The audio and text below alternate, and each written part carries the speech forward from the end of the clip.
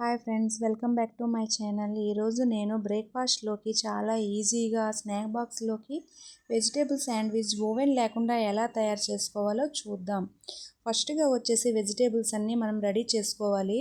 వెజిటేబుల్స్లోకి వచ్చి టమాటో, ఇంకా క్యారెట్ తురుము, ఇంకా స్వీట్ కార్ను, కొత్తిమీర, ఆనియన్స్, నేను చీజ్ తురుము అనేది చేసుకుంటున్నాను. మనం క్యారెట్ కూడా తురుము పెట్టుకోవాలి. అది చిన్న చిన్న పీసెస్గా కట్ చేసి కూడా పెట్టుకోవచ్చు. నేనైతే తురుము పెట్టుకుంటున్నాను.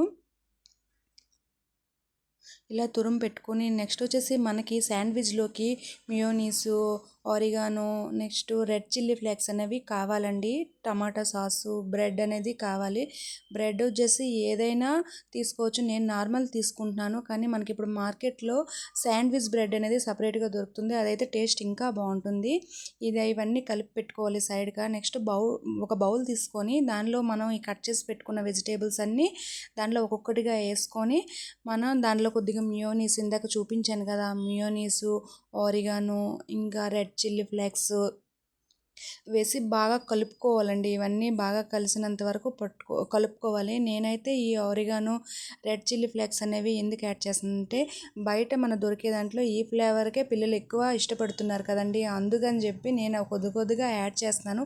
మియోనీస్ అనేది చాలా తక్కువగా వేసుకుంటున్నాను, ఎందుకంటే అది హెల్త్కి మంచిది కాదు కదా. అది ఆప్షనల్, మీ ఇష్టం. ఎవరి టేస్ట్ బట్టి వాళ్ళు వేసుకోవాలి. మనకి ఎన్ని శాండ్విచ్లు కావాలో అన్ని స్లైసెస్ ముందుగా మనం ప్లేట్లో పెట్టుకొని దానిపైన కొద్దిగా టమాటా సాసు, ఇంకొచ్చేసి ఈ మియోనీస్ కొద్దిగా యాడ్ చేసుకుని అప్లై చేసుకోవాలండి పీసెస్ పైన. చూసారా నేను ఎలా చేస్తున్నా, అలా అప్లై చేసుకోవాలి. ఈ అప్లై చేసుకున్న తర్వాత మనం కలిపి పెట్టుకున్న వెజిటేబుల్స్ మిక్స్ అన్నీ ఉన్నాయి కదా, అవన్నీ కొద్దిగా దీనిపైన యాడ్ చేయాలి. యాడ్ చేసినాక దానిపైన తురుముకున్న చీజ్ ఉంది కదా, ఆ చీజ్ కూడా యాడ్ చేసుకోవాలి. మనకి ఇప్పుడు మార్కెట్లో ఈ అమూల్వి స్లైసెస్ అనేవి దొరుకుతున్నాయి. అవి కానీ ఉంటే ఒక్కో స్లైసెస్ ఒక్కో శాండ్విచ్కి పెట్టుకుంటే చాలండి. నాకైతే అవి దొరకలేదు, అందుకని చెప్పి నేను చీజ్ తురుముని పెట్టుకుంటున్నాను. ఇదంతా తయారు చేసుకున్నాక దానిపైన ఇంకో బ్రెడ్ పీసు యాడ్ చేసుకొని శాండ్విచ్లా చేసుకోవాలి. దీనిపైన కొద్దిగా ఆర్గానో ఇంకా ఏవైనా మనకి తినాలనిపిస్తే ఎక్స్ట్రా వేసేసుకోవచ్చు, లేదు స్కిప్ చేయాలనుకున్నా చేసేసుకోవచ్చు.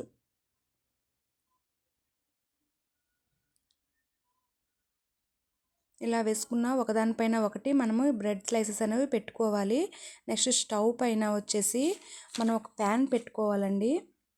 పెట్టుకొని దానిపైన కొద్దిగా నెయ్యి యాడ్ చేసి ఈ శాండ్విచ్ని పెట్టుకొని మూత పెట్టుకోవాలండి. ఒక్కొక్కటిగా పెట్టుకొని మూత పెట్టుకోవాలి. 2 మినిట్స్ లో ఫ్లేమ్లో ఫ్రై చేయాలండి. ఫ్రై చేశాక మనం ఈ పైన కూడా కొద్దిగా మనము నెయ్యి అనేది యాడ్ చేసుకోవాలి. చీజు మనం కరిగిపోయాక చూసుకోవాలి, చీజ్ కరిగిందా లేదా చూసాక ఒకసారి ఇలా చూసుకోవాలి. ఇది గోల్డెన్ బ్రౌన్ కలర్ వచ్చింది కదా, అప్పుడు ఒక ప్లేట్లోకి తీసి కట్ చేసి సర్వ్ చేసుకోవాలండి. సర్వ్ చేసుకొని అంతే, ఎంతో టేస్టీగా, సింపుల్గా, క్విక్గా అయిపోయే వెజిటేబుల్ శాండ్విచ్ రెడీ.